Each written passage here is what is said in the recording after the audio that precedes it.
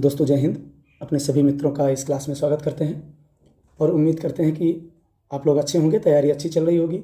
UPSI का form fill कर दिए होंगे और तैयारी कंटिन्यू जारी रखिएगा। हो सकता है आगामी समय में बहुत जल्द आपको यूपी कांस्टेबल की भी भर्ती देखने को मिले। और दो चीज़ें बहुत इंपॉर्टेंट होती हैं तैयारी के क्रम में। एक तो आप रिवीजन करते रहें और दूसरा एक टेस्ट ज़रूर लगाते रहें सप्ताह में। एक सप्ताह में एक टेस्ट ज़रूर करें, उससे आपको कॉन्फिडेंस बना रहेगा और ये पता चलता रहेगा कि हमारी तैयारी किस लेवल की है और कहाँ कहाँ पे हमको ज़्यादा फोकस करना है, कौन से सब्जेक्ट हमारे वीक हैं और किस सिलेबस पे फोकस ज़्यादा करना है। तो इन सब चीज़ों को ध्यान में रखते हुए आप तैयारी कंटिन्यू बनाए रखें। तो उसी तैयारी के क्रम में हम लोग आज आधुनिक इतिहास के इंपॉर्टेंट टॉपिक 1857 की क्रांति के नाम से जानते हैं, उसको हम डिस्कस करेंगे और उसको रिवीजन करने का प्रयास करेंगे। दोस्तों हम लोग बहुत कम समय में जितने भी इम्पॉर्टेंट क्वेश्चन यहाँ से बन सकते हैं उसको कवर करने का प्रयास करेंगे। चलिए स्टार्ट करते हैं। 1857 की क्रांति जब शुरुआत होती है तो उस समय इंग्लैंड के प्रधानमंत्री पारमस्टन हुआ करते थे। ये कई बार क्वेश्चन पूछा गया है कि 1857 की क्रांति के समय इंग्लैंड के प्रधानमंत्री कौन थे, तो पारमस्टन थे। भारत के गवर्नर जनरल कौन थे, तो लॉर्ड कैनिंग भारत के गवर्नर जनरल हुआ करते थे। ठीक विद्रोह के समय अंग्रेजों का मुख्य सेनापति कौन था, तो जॉर्ज एनिसन को मुख्य सेनापति बनाया गया था। किस समय, विद्रोह के समय। लेकिन जब विद्रोह कई जगह विद्रोह का विस्तार हो गया और विद्रोह को कई जगह होने लगा तो उस समय जो अंग्रेजों के मुख्य सेनापति के रूप में उभर कर सामने आए वो कैंपेबल को बनाया गया और इसके द्वारा अर्थात कैंपेबल के द्वारा हमारे 1857 की क्रांति जो अलग अलग जगहों पे प्रसारित हो गई थी और अलग अलग जगहों पे क्रांति हो रही थी उसको कैंपेबल के द्वारा दबाया गया, जिसको हम आगे देखेंगे। उसके समय विद्रोह के समय भारत का मुगल सम्राट कौन था, ये कई बार पूछा गया है कि 1857 की क्रांति के समय भारत का मुगल सम्राट कौन था। तो उस समय हमारे बहादुर शाह जफर, जिसको हम बहादुर शाह सेकंड के नाम से भी जानते हैं, तो ये विद्रोह के समय मुगल सेनापति के रूप में 1857 की क्रांति का नेतृत्व किया। और विद्रोह का प्रतीक, ये कई बार पूछा गया है कि विद्रोह का प्रतीक क्या था, तो कमल और रोटी 1857 की क्रांति के प्रतीक के रूप में हम लोग इसको देखते हैं। और विद्रोह का कारण क्या था, सबसे इम्पॉर्टेंट चीज़ है कि विद्रोह के कारण में आपको कई कारण देखने को मिलते हैं, जिसमें राजनीतिक कारण, आर्थिक कारण, सामाजिक कारण, धार्मिक, सैनिक और तात्कालिक कारण। जिसमें हम राजनीतिक कारण, ये सभी कारण हम बाद में कभी समय मिलेगा तो पढ़ा जाएगा डिटेल में। फिलहाल राजनीतिक कारण में जैसे हम देखते हैं व्यक्तिगत नीति का सिद्धांत, नस्लीय भेदभाव और इनाम कमीशन 1852 में आया था। ये इन सभी कारणों को हम राजनीतिक कारण में पढ़ेंगे। सामाजिक कारण में बहुत सारी चीज़ें थी, जैसे सती प्रथा 1829 में हुआ और 1813 में ईसाई मिशनरियों के प्रवेश के कारण बहुत सारे सामाजिक और धार्मिक बदलाव किए गए, जिससे क्रांति के भड़कने का जो कारण था वो इसमें देखा जाता है। इसी तरह अस्थायी आर्थिक कारण में जो अंग्रेजों द्वारा जो किसानों के लिए बहुत सारे प्रबंध किए गए थे, उसमें अस्थायी बंदोबस्त, रैयतवाड़ी व्यवस्था, महालवाड़ी व्यवस्था, इन सब के कारण जो किसानों पर प्रेशर बनाया गया, लगान देने के लिए दबाव बनाया गया, इन सब कारणों से जो है क्रांति का कारण बना। और उसी तरह तात्कालिक कारण में हम लोग देखेंगे।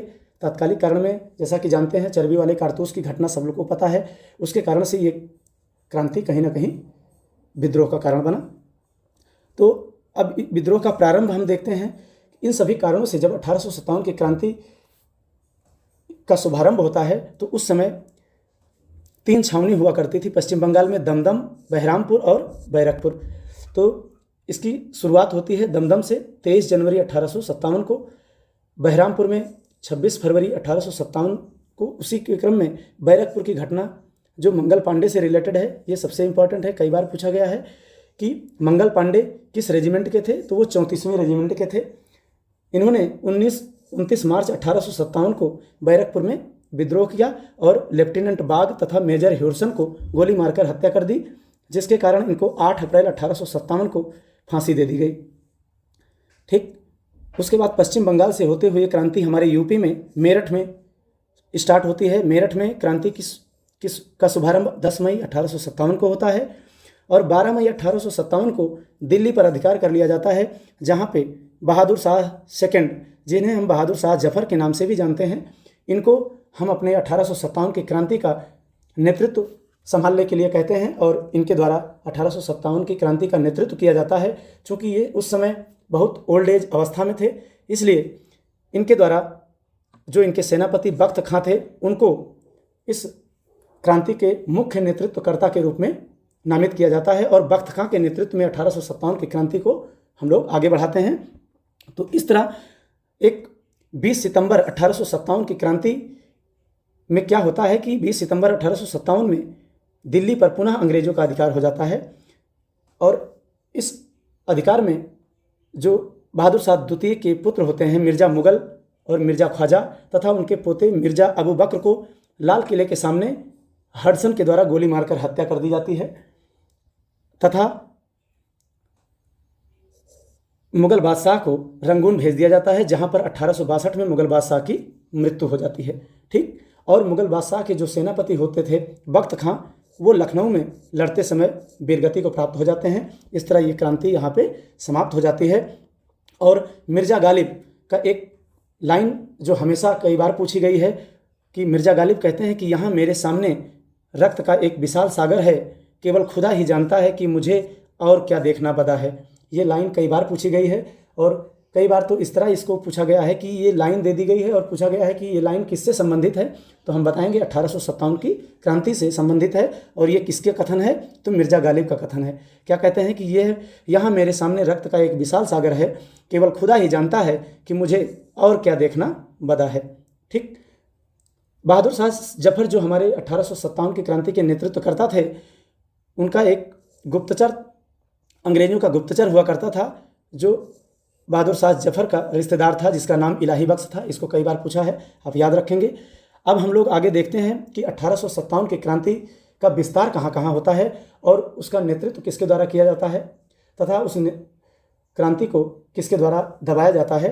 तो सबसे पहला उसमें हम लोग लखनऊ में देखते हैं। लखनऊ में 1857 की क्रांति 4 जून 1857 को होती है और बेगम हजरत महल के द्वारा इसका नेतृत्व प्रदान किया जाता है और अंग्रेज सेनापति कैंपेबल के द्वारा इस क्रांति को यहाँ पे लखनऊ में इसका समापन किया जाता है। इसी तरह जब कानपुर 5 जून 1857 कानपुर में इसका नेतृत्व नाना साहब के द्वारा, नाना साहब का जो बचपन का नाम था जो धोंदू पंत था, और नाना साहब का साथ देते हैं इनके सेनापति तात्या टोपे द्वारा, जो इनके सेनापति हुआ करते थे। और इनका बचपन का नाम क्या था, रामचंद्र पांडुरंग, कई बार पूछा गया है। कानपुर में भी 1857 की क्रांति के विद्रोह को कौन दबाया था, अंग्रेजों के सेनापति कैंपेबल द्वारा। इसी तरह जब ये विद्रोह झांसी पहुंचता है तो झांसी में महारानी लक्ष्मीबाई के द्वारा 5 जून 1857 की क्रांति का नेतृत्व किया जाता है और यहाँ पे जो अंग्रेज सेनापति जिनके साथ महारानी लक्ष्मीबाई का घोर संघर्ष होता है, तत्पश्चात जो है इस क्रांति को यहाँ पे दबा दिया जाता है जनरल हिरोज के द्वारा। उसी तरह बिहार में बाबू कुंवर सिंह द्वारा नेतृत्व दिया जाता है, विलियम टेलर और बेंसट आयर के द्वारा यहाँ पे विद्रोह को दबाया जाता है। इलाहाबाद में लियाकत अली, बरेली में खान बहादुर खान के द्वारा और असम में मनीराम दत्ता के द्वारा और कंद परदेश्वर सिंह के द्वारा, उड़ीसा में सुरेंद्र शाही और उज्जवल शाही के द्वारा, गोरखपुर में गजाधर सिंह 1857 की क्रांति का नेतृत्व करते हैं, मथुरा में देवी सिंह और कदम सिंह के द्वारा 1857 की क्रांति का नेतृत्व प्रदान किया जाता है। और कभी कभी ये नेतृत्व मिलान करने के लिए पूछा जाता है, इसलिए हम इसको याद रखेंगे। अब हम लास्ट में अपनी क्रांति के असफलता के कारण पर चर्चा करते हैं। तो इसमें असफलता के कई कारण सामने आते हैं जिसमें डिटेल में हम लोग बाद में देखेंगे और शार्ट में हम देखने का प्रयास करते हैं कि हमारा जो विद्रोह था वो उसका स्वरूप कैसा था। तो विद्रोह का स्वरूप हमारा बहुत सीमित था, इसलिए कहीं ना कहीं हमको असफलता देखने को मिलती है। इसी तरह दूसरा कारण जो होता है वो देसी नरेशों और सामंतों की गद्दारी सामने आती है और योग्य नेतृत्व का अभाव होता है, संगठन का अभाव होता है, निश्चित उद्देश्य का अभाव होता है, सीमित साधन होते हैं, जन समर्थन का अभाव होता है। ये सभी कुछ ऐसे कारण थे जिसके कारण हमारे 1857 की असफलता सामने आती है। फिर भी हमारे 1857 की क्रांति असफल होने के बावजूद भी हमारे देश में कुछ ऐसे भावनाएं हैं, राष्ट्रीय भावना का जो विकास होता है वो हम इस महत्व के रूप में देखते हैं कि हमारे 1857 की क्रांति का महत्व क्या है कि उसमें राष्ट्रीय भावना के विकास को जागृत किया, देश की आंतरिक दशा में सुधार किया और संवैधानिक विकास के बीजारोपण हुआ। प्रजातांत्रिक शासन की शुरुआत यहाँ से होती है और लास्ट में हम परिणाम पे चर्चा करते हैं। तो परिणाम जब होता है तो यहाँ से मुगल सत्ता हमेशा के लिए समाप्त हो जाती है और 1 नवंबर 1858 को महारानी विक्टोरिया का घोषणा पत्र जारी होता है। और इस घोषणा पत्र में कुछ इंपॉर्टेंट बातें कही जाती हैं जिसके बारे में कई बार पूछा गया है, तो उन बातों को हम लोग देखेंगे। यहाँ पे महत्वपूर्ण जो यहाँ पे उद्घोषणा होती है उस पर सबसे पहली बात ये थी कि भारत शासन कंपनी के हाथ से समाप्त करके क्राउन के हाथ में दे दिया जाता है और गवर्नर जनरल को वायसराय के पद से नामित किया जाता है। अब पहले जो गवर्नर जनरल हुआ करते थे उनको वायसराय के नाम से जाना जाएगा। डलहौजी की जो हड़प नीति लाई गई थी उसको समाप्त कर दिया जाता है और भारतीय नरेशों को गोद लेने के अधिकार को पुनः बहाल कर दिया जाता है। ठीक, भारतीय नरेशों को गोद लेने का जो अधिकार समाप्त हुआ था वो इस घोषणा पत्र के द्वारा पुनः दे दिया जाता है और सामाजिक तथा धार्मिक मामलों में हस्तक्षेप को समाप्त कर दिया जाता है। अर्थात ये बताया जाता है कि अब अंग्रेजों के द्वारा भारतीयों के सामाजिक और धार्मिक मामलों में कोई हस्तक्षेप नहीं किया जाएगा। और एक आयोग आता है जिसको हम लोग पील आयोग के नाम से जानते हैं। बहुत इंपॉर्टेंट आयोग है पील आयोग। पील आयोग में क्या बताया गया था?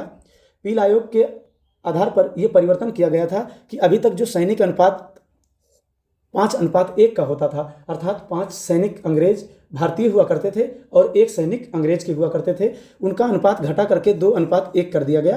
किसके द्वारा? पील आयोग के द्वारा।